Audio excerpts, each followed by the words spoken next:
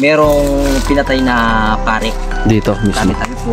Tabi po. May pinatay na pare. Sinugutan daw ng ulo.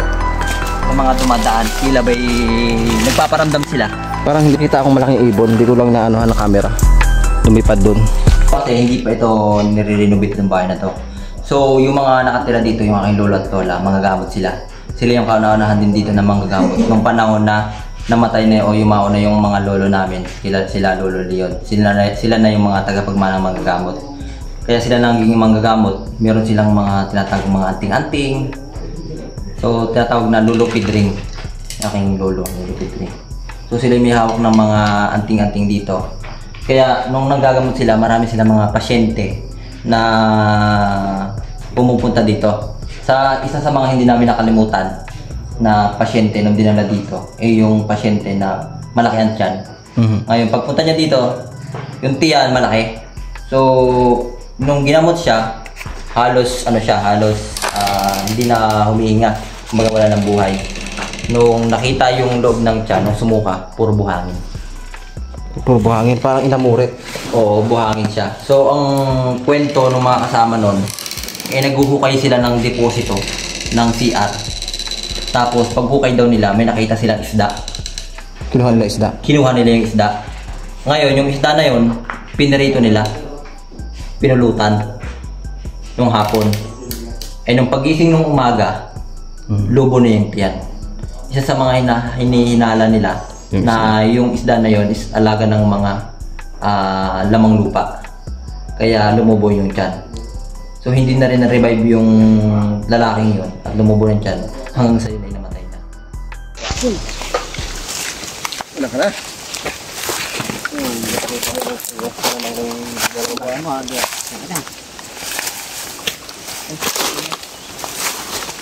Nakakatakot naman dito. Ang creepy.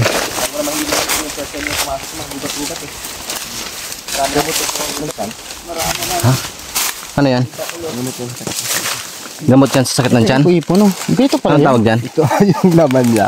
Subukan na baga tikman yung laman. Yan. Paeta na. Gamot? Ito yung nag-ano guys. Nag-ikot-ikot guys oh. Yan ba yan? Mga laruan ko ng bata to eh. Oh. So, di ba? See that? Ayun. Dito pala yun. Yung pag gano'n. Anong tawag sa puno na yan? Ipo-ipo. Mahugani. Pushek. Hindi na pala. Ay. So matatanaw natin dito yung malalaking puno ng mahogani. At ang creepy ng area. Hello po, welcome po sa YouTube ng Mendoreñong Mangyan. Ang team ng Mendoreñong Mangyan ay nandito sa part ng probinsya ng Oriental Mindoro. At syempre, muli nating makakasama ang team ng Mendoreñong Mangyan.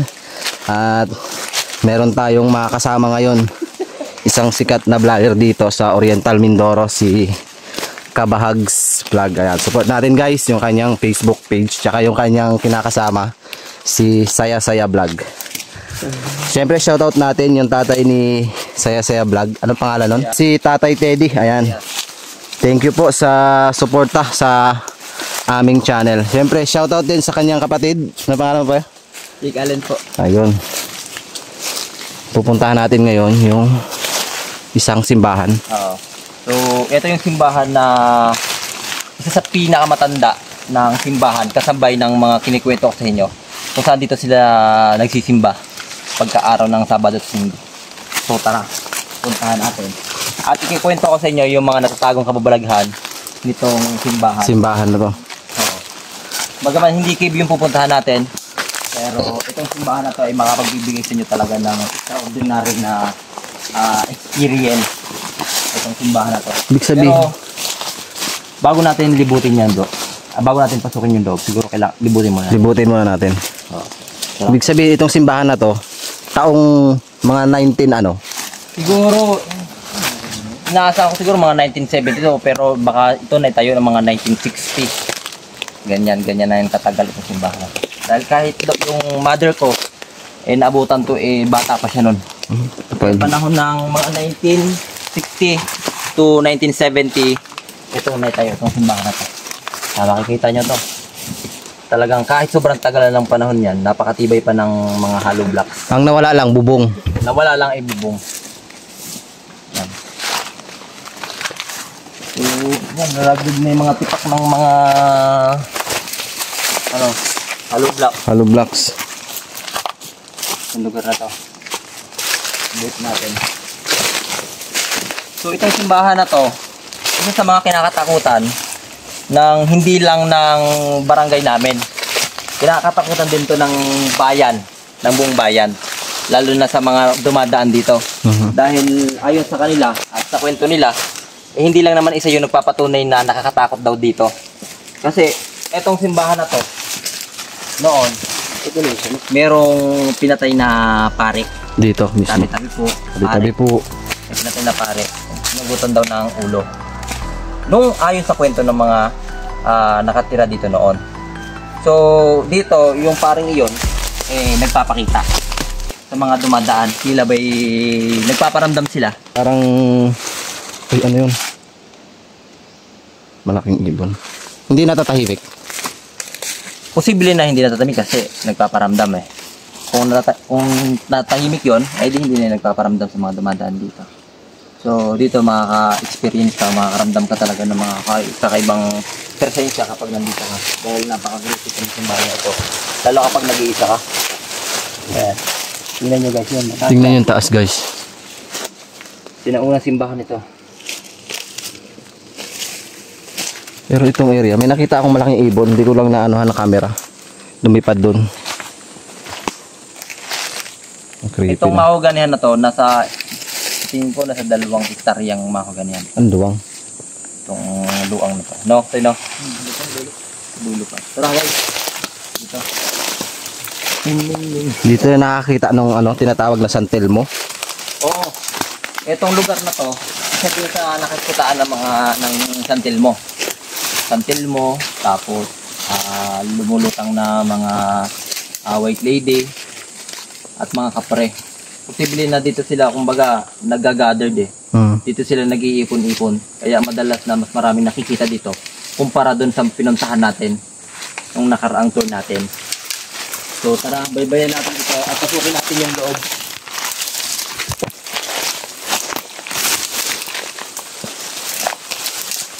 Guys, papasukin namin yung loob ng simbahan na to. Papasukin natin yung simbahan. Tingnan nyo yung paligid oh. Ang creepy ng lugar. Creepy. Imagine nyo na lang guys na itong simbahan na to kumbaga dating malinis, marami nagsisimba. Imagine nyo na lang guys.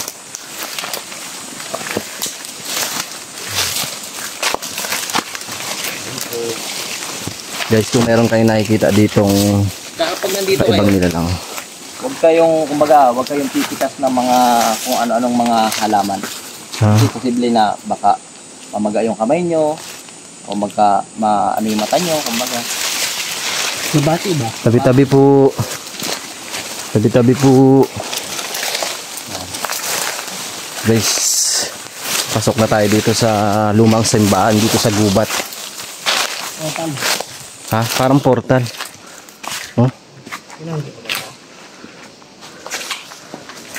Sana walang mangyaring masama sa atin dito. Ito yung lumang simbahan. Anong nararamdaman nyo guys? Wala lang sa na. Parang ang bigat.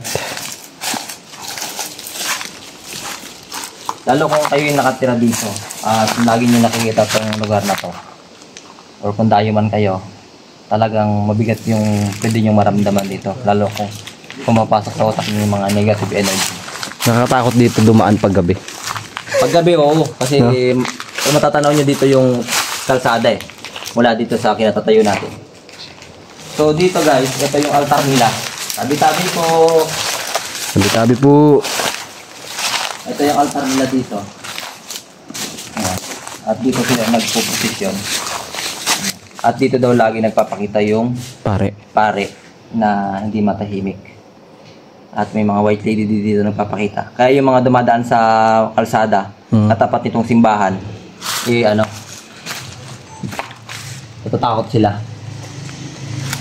Matagal na tong simbahan na to at matagal na rin na maraming kababalaghan ang nangyayari dito sa simbahang ito. Yan. Kaya mga viewers natin, siguro posible na may mga karanasan din niya sa mga simbahan na sinisimbahan nila noon na hindi na pinagpapatuloy. Sa mga viewers namin dyan ng team ng Mendoreñong Mangyan, kung meron man po kayong nakikita dito na kasama namin, i-comment nyo po para meron din na nababasa yung mga followers natin na meron talaga kaming kasama dito sa loob ng simbahan na to. Pinakalugar guys.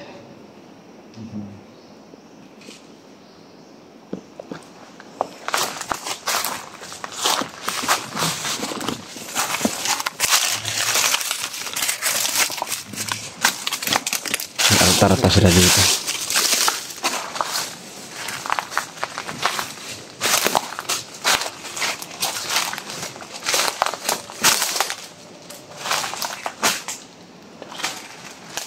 Huwag na pala yan, no? Pero matibay pa. Naghiwalay na yung ano? Tibay pa yan. Naghiwalay na yung... Ang ka doon sa mga.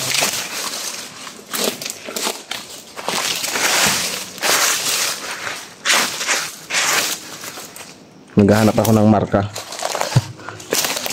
Nakikita ba kung gaano katagal, no? Oo, yung marka lang. Kung ano may mga nakasulat. Yung una yung ano, engineering yun nila. Laging may pasingawan. Paano?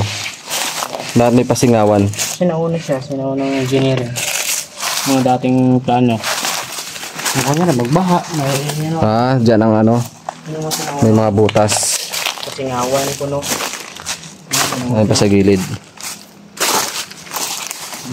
Ito yung ganito. Mga kapatid. Ano? Yun yung ginagawa nila dito dati. Sumapit na po ang tamang oras ng ating pagsamba.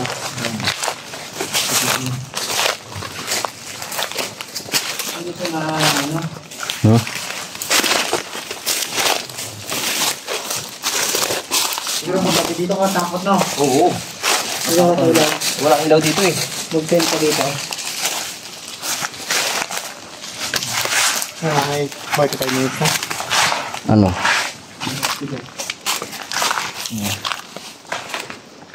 Dito lang. Libutin ko lang dito sa area na to. Dito na area. Oo. Guys, try ko lang ipakita sa inyo yung buong paligid ha. Tsaka napansin ko lang kanina dito yung isang ibon na napakalaki. Hindi ko lang nabidyohan ang camera pero yung habang nagsasalita si Kabahags Vlogs, talagang nakita ko yung malaking ibon. Hindi ko alam kung anong ibig sabihin nun pero iba yung pakiramdam ko. Pero lubos pa rin ako nagpapasalamat kay Kabahags Vlogs dahil talagang sobrang na-appreciate ko yung kanyang pagsama sa amin dito kung saan kami dinala na pinagvlogan. Kaya support natin guys si Kabahags Vlogs sa kanyang Facebook page tsaka yung kanyang kinakasama si Saya Saya Vlog. Yan. Tsaka yung kwento rin dito na merong santil mo tsaka yung pare guys. Kaya kung meron kayong nakikita dito na kasama ako na ano, i-comment nyo na po. Ayan o. Katakot. Nasa gitna talaga siya ng gubat. Oh, yun ayun ang ibon. Ayun yung ibon. Ayun yung sinasabi kong ibon guys. Ang laki. Nakita nyo po ba? Ang laki niya. So yun yung sinasabi kong isang ibon. Hindi ko lang alam. I-rewind ko mamaya sa video kung makikita nyo yung ibon. So let's see. Paano guys? At pupuntahan namin yung isang simbahan pa dito sa Oriental Mindoro. Kaya tara, libutin natin ang Oriental Mindoro bago tayo umuwi ng Occidental Mindoro.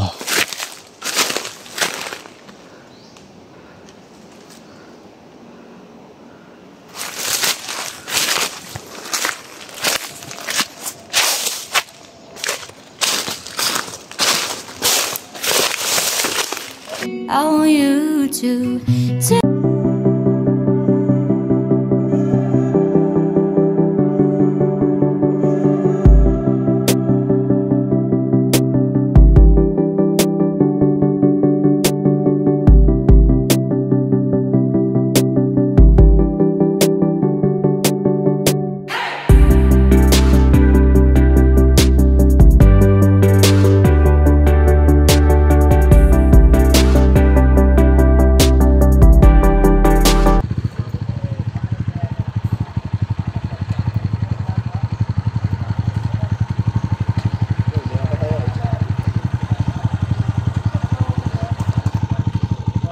So guys, nagpaalam si Kabahags Vlogs na pumasok dito sa isang kuta shrine kung tawagin.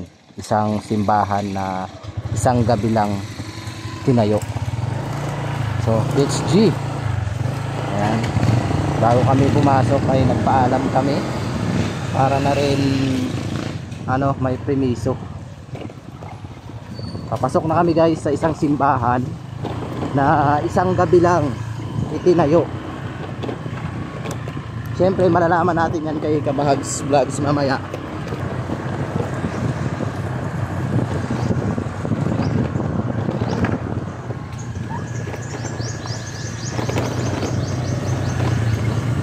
Pasok na kami guys.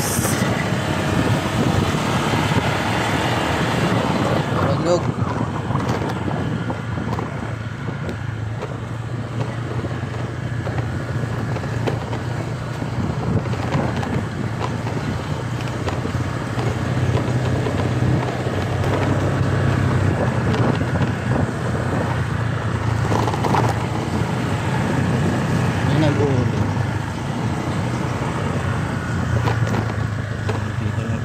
Lalaki ng baliti. Grabe.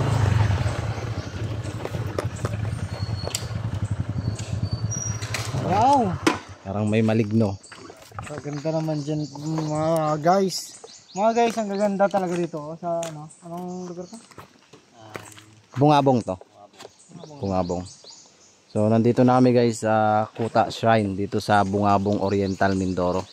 At yung napuntahan namin kanina, yung simbahan na hindi na nag-ooperate. Luma. So kasama pa rin natin si Kabahags Vlogs yan. Support po natin, may YouTube channel siya at saka may Facebook page. Basta patuloy nyo lang supportahan si Mindoreñong Mangyan. Okay na. Thank you. So mamaya alamin natin. Baka mayroon siyang alam na history dito sa simbahan na to. Ha? Malayo ba ang dagat dito? Bakit? Mga corals man yung mga bato ng dagat. Tinanong ni Karasain, bakit daw ba mga corals yung ginawang pader ng simbahan na ito? Ayan. Yan layo naman ng dagat, di ba dito? Ang layo.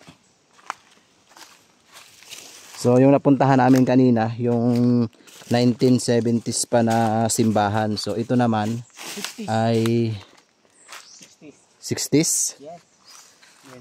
O kaya 40s. May nagsisindi pala ng mga kandila dito. Ang laki Grabe. ng simbahan na to. Ito yung sinasabi na isang gabi lang ginawa. So sa lahat ng nanonood ng vlogs na ito, kung meron man po kayong nakikitang kakaiba o maligno dito sa loob, malamang meron kasi may baliti. Tanungin mo. Malayo ba dito ang dagat? Oh, malayo ang dagat dito. Ayun guys. Malayo daw ang dagat dito. Kasi nagtataka siya bakit daw Tingnan mo, mula sa lapag, puro mga corals. puro corals. Ilagyan natin. Kami natin kay Kabahags Vlogs kung ano nga ba yung historical ng simbahan na ito. Yan. So, sa ating mga solid viewers, bago tayo magsimula, huwag nyo kalimutan mag-follow sa social media natin, sa YouTube channel natin dyan, Mindoreñong Mangyan. Guys, ang buong katotohanan talaga daw kung bakit nabuo itong simbahang bato na ito na gawa sa corals ay malalaman nyo. Pero libutin muna natin. Let's go. Let's G. So guys, kung mapapansin nyo tong buong simbahan na to, yan. Noong unang panahon kasi, wala pang malalaking puno ito dito. Kaya nakikita nyo yan, yung mga ugat na yan, yung malalaking ugat na yan na pinalilibutan ng mga ugat itong simbahan. Mula sa kaliwa kanan nyo makikita, ito, tabi-tabi po. Tabi-tabi po. Ito din po ay isang malaking simbahan. Ay, isang malaking puno din na nanuhan ng mga ugat. Ganon din po dito sa kabila. Kita nyo naman, sobrang lalaki ng mga punong kahoy na ito. Kumbaga, yung mga ugat na yan ay pumapalibot na dito para lalong mas matibay yung simbahan. Ganon na rin po dito. Ayan. So mamaya po lilibutin po natin yan utay-utay. So ito pong buong simbahan na to, hindi lang itong simbahan na to yung itinayo nung unang panahon nang sabay-sabay. Ibig sabihin marami. Marami sa buong Pilipinas na itinayo ito sabay-sabay. Pero hindi natapos. Ang problema lang dito, hindi natapos. Nung sinimulan nilang itayo daw ito ng mga, may tinatawag silang uri ng nilalang yun na nagtayo nito, hindi natapos at dumating yung umaga, sumilay ang araw, hindi natapos itong simbahan na to. Yun yung ayon sa kwento ng mga nakatira dito. At marami nagpapatunay noon. So ngayon, ito yung maaaring posible na likod ng simbahan. Ito yung likod o harap ng simbahan na posible na dito maaaring ganapin yung mga prosesyon or kung ano-ano pa man. So dito daw, ayon din sa mga kwento, na may nakita ding mga ginto or mga kayamanan sa mga butas dito. Tulad na lamang ng mga ganitong butas, tabi-tabi po. Ayan. Ayan mga ganitong butas, katulad ng mga ganitong butas. Ayan, kaya maraming butas na ganito na posibleng kinuhaan din ng mga kayamanan. Dito. Ang creepy nung puno. Tingnan mo. Ibig sabihin, ibang nilalang gumuha na to, kaya parang isang gabi lang. Oh, ibang nila lang. Ang laking gagampo. Open ko lang sa camera. Ang lapad. Parang walang bakal. Di ba? Puro guys, puro corals yung ginamit nilang material na bago na to, mga ganyang kalaking bato ng dagat. Ano tayo ng Tingnan mo yung baliti niya, no? ha? Ang laki. Ganyan, may mga nakatira dyan. Baka may ahas dyan. Nakakapagtaka. Walang bakal. Ayan, corals. Bungo yan. Hindi, coral. So, nakapagtakas dito mga guys, mga viewers. Etong simbahan na to, walang bakal. Imagine, so napakahirap magtayo ng sinong engineer na magnanais na walang bakal ng pagpapatayo ng ng ganito. Panahon ng mga Ehipto, 'yon, walang bakal, no? Pero napakabihira na nun, 'di ba? So dito din daw may mga nakukuhang mga kayamanan. Baka nga mamaya isang ganun mo lang ng kamay mo, posible na may makita ka ng kakaibang mga sikreto dahil punong-puno ng kababalaghan itong lugar na to. So maraming pumupunta din daw dito yung sinasamaan ng lasa dahil nga may mga nakikita sila. Ayan. Tingnan po ninyo itong dito. May mga box. Mga box po yan dito sa loob. Ayan may mga butas-butas yan. Dito sa taas. Yan. May mga butas. Ibig sabihin, kahit ito po ay hindi natapos, ito ay protektado pa din ng mga naninirahan dito ng mga kakaibang mga nilalang. Hindi lang po natin masabi, lalo na po yung mga viewers dyan. Baka mamaya may makita po kayo dito o kung ano pa man. Ang luwang hanggang doon. O, pwede tayong dumaan dito guys. Guys, napakaluwang palang simbahan to. Tingnan nyo. Grabe. Tabi-tabi po. Tabi-tabi po. Ito yung maaring likod ng simbahan. Ito yung likod. Ang luwang Magtitipon sila dito. Magtitipon sana dito kung sakali natapos. Ito yung materials na ginamit nila. Bato ng materialis na ginamit nila dyan. Bato ng mga coral. Imagine, Mga coral. napakalayo po ng dagat dito. Doon pa po sa dulo. Diba? At bigla na lang may lumitaw na isang ganito simbahan dito. Diba? Napaka misteryoso po ng lugar na ito. So dahan-dahan lang po, baka matapakan po natin dito ay isang malaking sawa. Kubra. So kubra.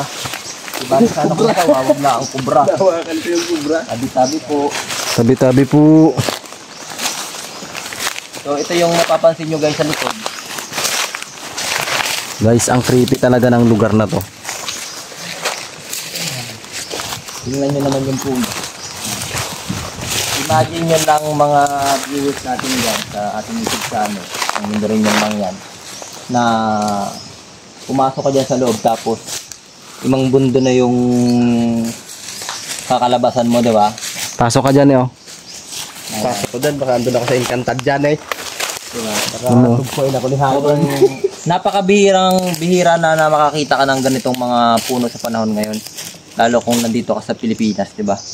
Ibang bansa, oo, pero dito sa atin Nakakapagtaka no, bakit dito pa mismo lumikit sa ginawang ano na yan, simbahan.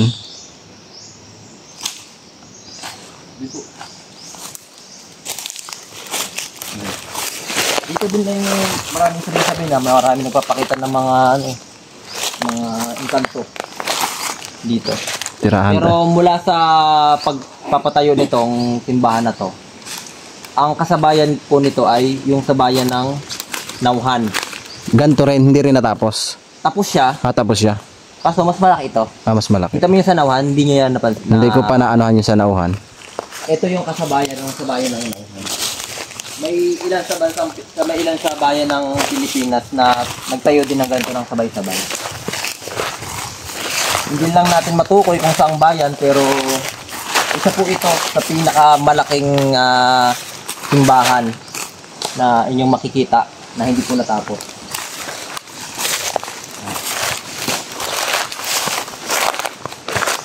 Diba? Imagine na lang kung natapos po ito ng isang araw, gaano karaming turismo o maraming tao ang pupunta dito, 'di ba? Sobrang dami dahil sa simbahan ito. Kung sakaling ito natapos ng mga nilalang na hindi natin nakikita. Ano, isang gabi lang talaga ginawa? Isang gabi. Parang bilis, no? Oo. Isang gabi lang. Pag ng liwayway ng araw, Gawa na. ganito na to, halos kalahati na. Posibleng na mas mataas pa ito noon dahil nga lang sa sobrang tagal ng panahon, hindi natin makita yung tamang hugis dahil sa mga punong malalaki na to. Diba? At hindi lang yan, dahil sa sobrang tagal ng panahon na nga, at kilala na ito sa ibang lugar, posibleng na yung mga viewers natin ay hindi pa nakikita itong lugar na ito.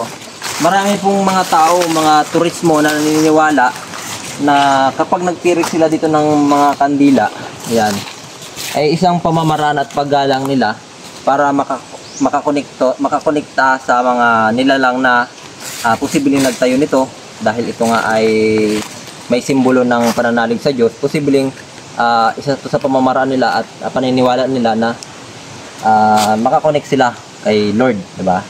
So dahil ito nga ay itinayo bilang simbahan. Kaya maraming nagtitindig maraming nagtitindig ng kandila, Maraming pong nagtitindig ng kandila dito. Mas maraming pumupunta dito pag Biyernes Santo, ganun. Yung posible na maraming may kakilala ako dito na may taga rito daw na lalo na sa mga tipak ng bato, nakakuha sila ng mga kayamanan o posibleng makakatulong sa kanila dahil sa mga tipak lang ng bato. Paghugot nila, biglang may nakita sila. Siguro dyan. Nakabaon sa ng bato, tipak. Yeah. Buti wala nagtatangkang sirain to. Kasi sino ba naman ang magnanais na tangkaing sirain yan? Baka bukas or sa pangalawa hindi na makausap dahil baliw na o ano. Kasi respetadong lugar to eh. Hindi natin alam yung totoong dahilan kung bakit ginawa talaga tong simbahan na to, di ba? Kaya isa lang ang siguradong iisipin natin kapag gabi, talagang baka ikaw o yung mga viewers natin hindi na naisin na pumunta dito eh. Lalo't walang ilaw. Ay, wala. At nasa gitna tayo ng bundok, di ba? At mga niyugan. Nagubat pa naman. Hindi natin pang sila yung mga ugat-ugat doon. Tabi po. Tabi-tabi po. Tabi-tabi po. Ang galing, no?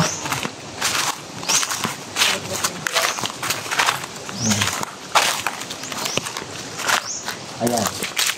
Diba? Parang makikita mo na parang isang pinto na pwedeng maging daan ng mga nilalang na hindi natin nakikita, 'di ba?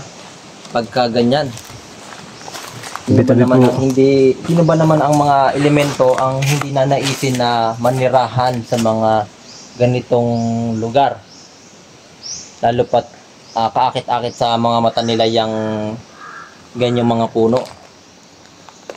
Siyempre sa sobrang tahimik din at walang gumigimbala na mga tao, Mas gusto nila ditong tumira. mas gusto nila ditong tumira.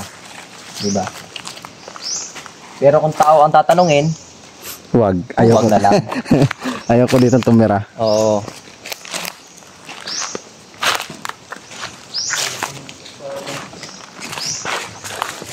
Guys, oh, tingnan nyo to. May mukha. Ayun, oh. Napakalaking simbahan to. Bakit dito lang ang tinubuan ng balit? Samantarang yung mga kapit, ano niya, ano na. Dito lang naman sa lugar natin may mga balito. Yung iba dito sa labas, wala na. Oo. Baliti ba yan? Oo nga, baliti ano? Baliti. Kasi pag baliti, yan talaga ang tirahan ng mga elemento eh. Diba? Baliti.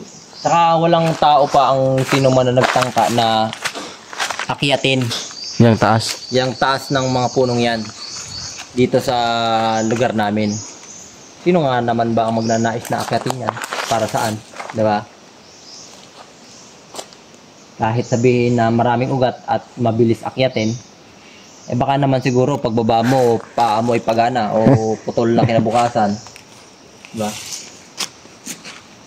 Yun yung hiwaga ng simbahan. Kuta. Puta Shrine. Kuta Shrine.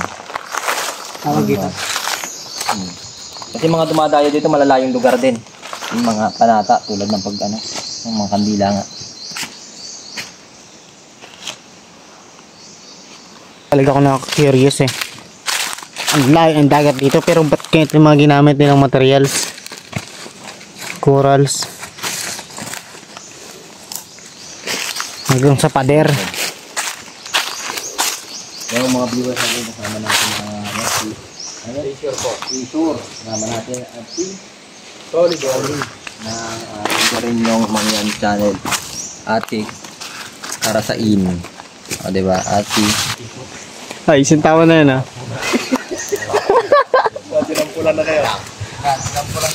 So, paano guys? Hanggang dito na lang po yung vlogs ng team ng Mendoreñong Mangyan. Lubos ako nagpapasalamat sa lahat ng sumusuporta sa YouTube namin. Siyempre, lubos ako nagpapasalamat kay Kabahags Vlogs. Ayan, support po natin siya. Meron siyang YouTube channel tsaka Facebook page. Ayan. Thank you po sa lahat ng nanood ng vlogs na to dahil nailibot namin kayo dito sa Oriental Mindoro na yung unang pinuntahan namin kanina, yung isang simbahan na taong 1970s pa at merong nagpapakitang pugot na pare. So ito, isang kuta shrine. Ayan. Sobrang nakaka-amaze na meron pala dito na isang simbahan sa Oriental Mindoro. So paano guys, hanggang dito na lang po and God bless po sa ating lahat.